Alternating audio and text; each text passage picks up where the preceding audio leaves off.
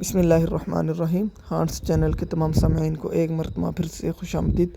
امید کرتا ہوں کہ آپ سب بخیریت و عافیت اللہ تعالیٰ کے فضل و کرم سے اپنی زندگیاں گزار رہے ہوں گے۔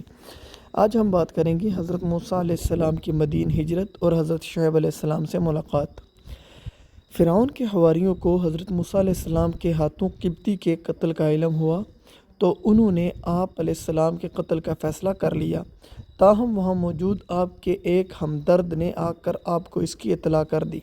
قرآن پاک میں ارشاد ہے، اور ایک شخص شہر کی پرلی طرف سے دوڑتا ہوا آیا اور بولا، موسیٰ، شہر کے رئیس تمہارے قتل کا مشورہ کر رہے ہیں، بس تم جلدی سے یہاں سے نکل جاؤ، میں تمہارا خیر خواہ ہوں۔ حضرت موسیٰ علیہ السلام وہاں سے نکل کھڑے ہوئے، کہنے لگے، اے پروردگار، مجھے ظالموں کے گروہ سے بچا لے۔ سورۃ القصص آیت نمبر 20-21۔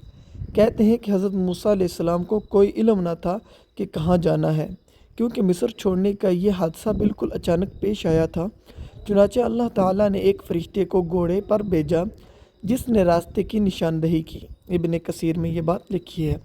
آپ کئی روز کی مسافت طے کر کے ارض مدین پہنچے اور شہر کے کنارے ایک کنویں کے قریب درخت کے سائے میں بیٹھ گئے۔ اس وقت کنویں پر جانوروں کو پانی پلانے والوں کی بھیڑ تھی۔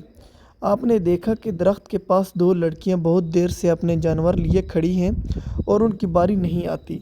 حضرت موسیٰ علیہ السلام کے پوچھنے پر انہوں نے بتایا کہ ہمارے گھر کوئی جوان نہیں ہے، والد بہت ضعیف ہیں، جب سب لوگ اپنے جانوروں کو پانی پلا کر چلے جائیں گے تو پھر ہم اپنے جانوروں کو پانی پلائیں گے۔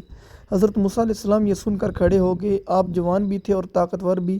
آپ نے لڑکیوں کے مویشیوں کو پکڑا اور لوگوں کے بیچ میں سے راستہ بناتے ہوئے کنویں تک پہنچ گئے۔ کنویں سے پانی نکال کر سب مویشیوں کو سیر ہو کر پلایا اور واپس آ گئے۔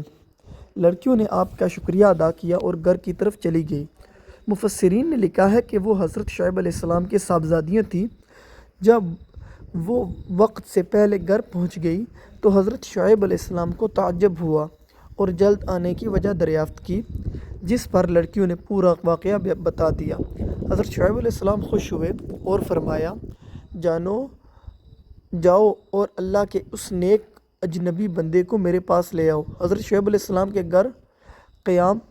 حضرت موسیٰ علیہ السلام ایک لمبا سفر طے کر کے مصر سے مدین پہنچے تھے۔ کچھ زاد راہ بھی ساتھ نہ تھا، جبکہ سفر کی تھکن اور بھوک سے نڈال تھے۔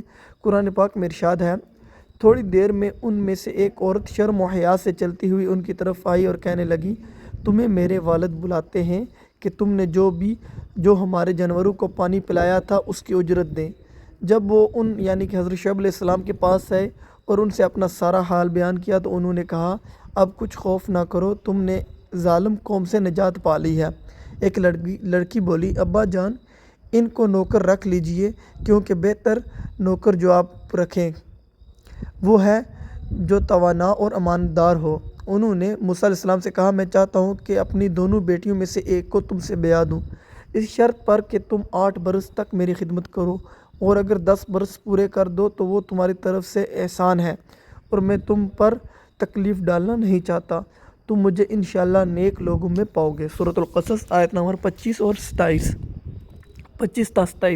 حضرت موسیٰ علیہ السلام نے اس شرط کو منظور کر لیا۔